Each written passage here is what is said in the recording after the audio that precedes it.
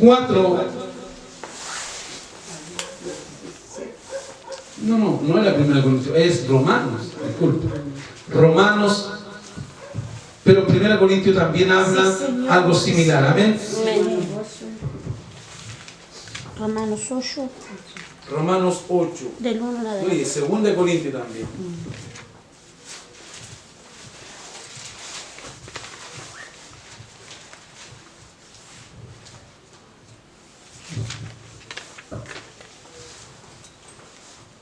Bien, Romanos 8, verso 1. Lo vamos a leer nuevamente. Ahora pues, ninguna condenación hay para los que están en Cristo, los que no andan conforme a la carne, sino conforme al Espíritu. Porque la ley del Espíritu de vida en Cristo Jesús me ha librado de la ley del pecado y de la muerte. Porque lo que era imposible para la ley, por cuanto era débil, por la carne, Dios enviando a su Hijo en semejanza de carne, de pecado, y a causa del pecado, condenó al pecado en la carne. Amén. Démosle gloria al Señor. Gloria a Dios, gloria a Dios, gloria a Dios. Asiento. Amén. Bien, ¿por qué estamos hablando de este tema? Porque es muy importante para estos tiempos. Es muy importante la revelación de la palabra. Amén. No es solamente leer y como que Dios nos manda a leer toda la palabra y al final no entendemos ni una. Hay mucha gente que dice, he leído toda la Biblia, pero ahora exhórtemela, ahora explíquemela, ahora saque conclusiones de la Biblia. Amén, Señor. Hoy conclusión no puedo sacar, sino que yo lo que leo, eso hago.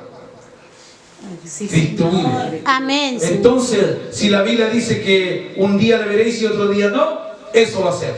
Y así viven. Un día le ven, otro día no le ven.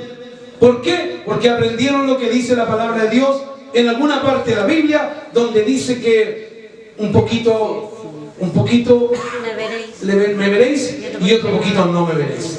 Amén, Señor. Pero la Biblia dice que el mundo no le verá más.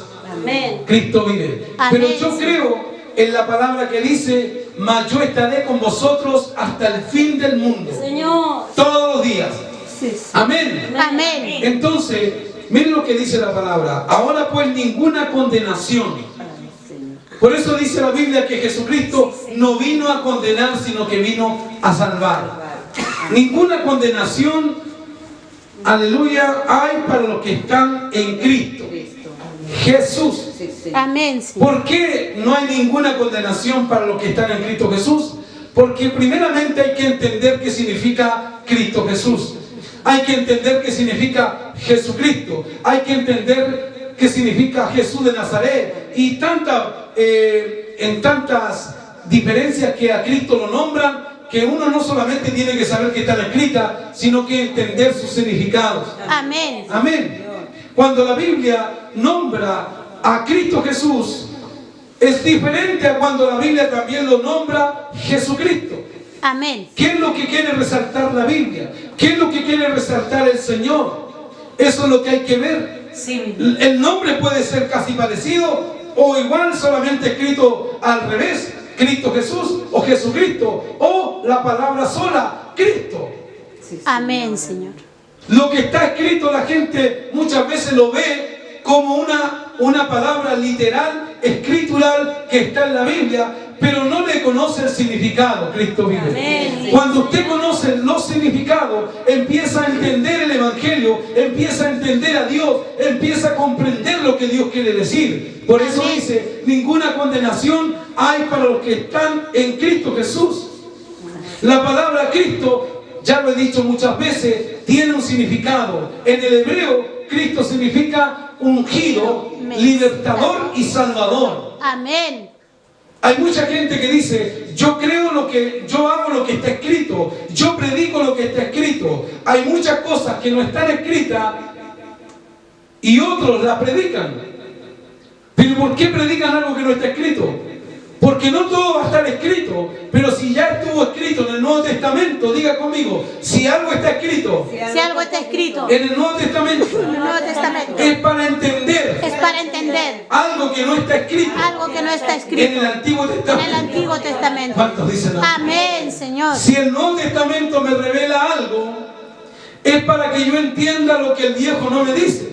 Sí. Cuando el Viejo Testamento me dice algo que el Nuevo Testamento no dice, es para que yo entienda también igual lo que en el Nuevo no se dice. Amén. Cristo Amén, vive. amén. Por eso yo creo que aunque no se diga lo que Dios haya podido decir de acerca de Moisés, Moisés era el Salvador de Israel. Amén. Moisés era el ungido de Dios. Señor. Moisés era un prototipo de Jesucristo. Moisés era una imagen de Cristo. Amén. Era una sombra de Cristo. Amén. Moisés era una sombra, una imagen de Cristo. Y Amén. Cristo era la representación. Jesucristo era la representación viva. ¿Cuántos dicen amén? Amén, sí, Moisés era como el ejemplo. Jesucristo era como el hecho. ¿Cuántos dicen amén? Amén. Cristo vive. Señor. Sí. Aleluya. Señor. Así que si Jesucristo o Cristo Jesús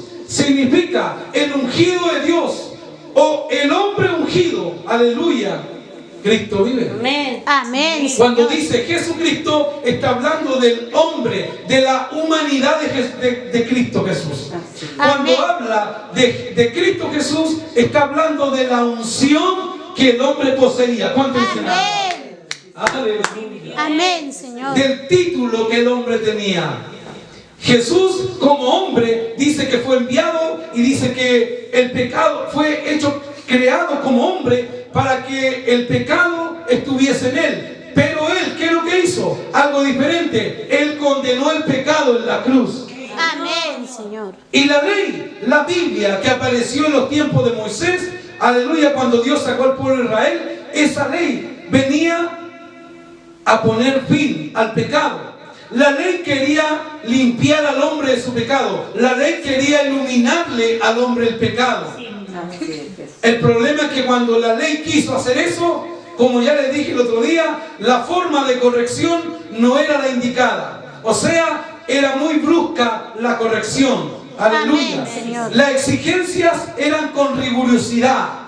Las exigencias en el Antiguo Testamento, cuando un sacerdote no venía como debía ir, se moría y caía ahí mismo. Hoy día la iglesia, la gente incluso ve que un sacerdote puede andar de repente muy desastrado en lo que le corresponde como ministerio, puede andar con muchos errores y no cae como cayó en el Antiguo Testamento. ¿Por qué? Porque Dios dijo, si me voy a puro ejecutar mis órdenes con violencia y con